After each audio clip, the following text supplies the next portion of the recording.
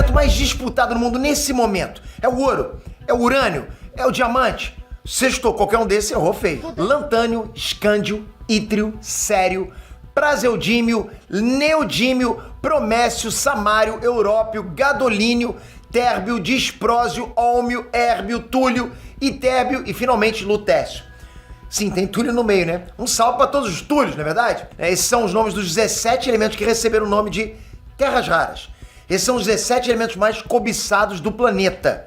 Você nunca ouviu falar? O Brasil é simplesmente o dono da segunda maior reserva de terras raras do planeta. Vocês têm noção disso? Então eu vou explicar com detalhes. Bom, a primeira coisa que eu tenho que esclarecer com vocês é que as terras raras não são terras, são elementos químicos. São 17 metais pesados, sendo que 15 deles são do grupo dos lantanídeos.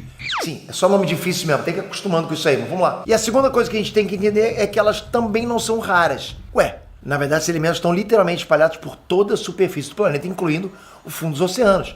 A Terra está literalmente salpicada desses 17 elementos químicos, geralmente integrados com outros compostos ou minérios. Para vocês terem ideia, existe mais sério do que cobre no planeta. O sério ocupa a posição do 25º elemento mais abundante da Terra. Mas Pets tem por toda parte, por que essa corrida insana pelas terras raras? Simplesmente uma questão de concentração. Como as terras raras estão pulverizadas por tudo que é lugar, extrair o bagulho em grandes quantidades é um processo muito caro, percebe? Tá em tudo quanto é lugar. Separar as terras raras das impurezas exige um maquinário pesado, sabe? Produtos químicos complexos, é caro. Por outro lado, algumas regiões foram abençoadas com grandes quantidades de terras raras concentradas, tudo ali naquele lugar. Nesses locais, a relação custo-benefício da mineração é muito melhor. Fica muito mais barato você extrair o mineral de onde está tudo junto, né? Tipo, imagina que num lugar você precisa derrubar uma montanha de rocha para extrair 1 quilo de neodímio. Não compensa do ponto de vista econômico, de jeito nenhum, pô, deixa a montanha lá. Mas aí no outro lugar você vai derrubar uma montanha bem parecida, mas vai extrair 1 tonelada de neodímio. Aí a conta fecha. É nessa que o Brasil entra em cena com a segunda maior reserva mundial de terras raras. Só perdendo pra China. Tá bom, Pedro, mas por que essa tara por terra rara é de comer? Ó, pior que pode. Em termos muito simples, as terras raras movem o mundo de hoje e vão mover o mundo de amanhã. As terras raras são usadas para fabricar componentes de mais de 200 produtos diferentes, principalmente eletrônicos. Se você tá vendo esse vídeo aqui agora no celular, teu celular tem terra rara dentro dele. Se você tá vendo esse vídeo aqui dentro de uma TV, olá, tudo bem aí na sua casa? Bom, tua TV tem terra rara dentro dela também. Se você tá vendo esse vídeo dentro de um carro elétrico, adivinha? Pois é, o carro elétrico também tem terra rara dentro dele. E digo mais, por que eu falei isso? Mas nenhum desses produtos funcionaria sem a terra rara. Não tem como. Esses elementos químicos são insubstituíveis. Não dá pra trocar, não dá pra fazer uma gambiarra. Ou você usa terra rara ou você não tem celular, não tem monitor de tela plana, não tem lâmpada de LED, não tem câmera digital, não tem carro elétrico, não tem turbina de energia eólica, não tem fibra ótica, não tem baterias, nada. A gente ia retroceder para os anos 70 em termos de tecnologia. Caramba, vou te falar, pô, os anos 70 era bom demais. Curti muito. Espera aí. Além disso, as terras raras são usadas em sistemas de defesa, em sistemas de caças de combate, em sistemas submarinos, em sistemas de mísseis teleguiados, em radares, em sonares, em sensores de laser. Ter reservas de terras raras se tornou uma questão de segurança nacional para as grandes potências. Esse aí foi um dos motivos para o Donald Trump crescer para cima da Groenlândia e tentar anexar os caras. Existem reservas significativas de terras raras na Groenlândia. Sentiu a jogada? Quer mais? As terras raras são usadas como catalisadores na produção de gasolina e diesel. As terras raras são utilizadas na metalurgia para o processamento de ferro. As terras raras são utilizadas na agricultura e na pecuária para aumentar a produção. Sem zoeira. A gente está usando terras raras como fertilizante e também como um aditivo na ração, né? Para gerar animais maiores e aumentar a produção de ovos, por exemplo. Se tu comer um frangão gordo nos últimos anos, esse frangão pode ter recebido ração turbinada com terras raras. Eu vou repetir. São mais de 200 aplicações. Sem terras raras, a gente não teria os motores dos veículos elétricos. E aí, cara, porra, a demanda disparou. O fato é que um celular, um monitor de LED ou um sistema de mísseis usam quantidades pequenas de terras raras. É uma fração da fração do peso total do negócio. Tipo, são microgramas.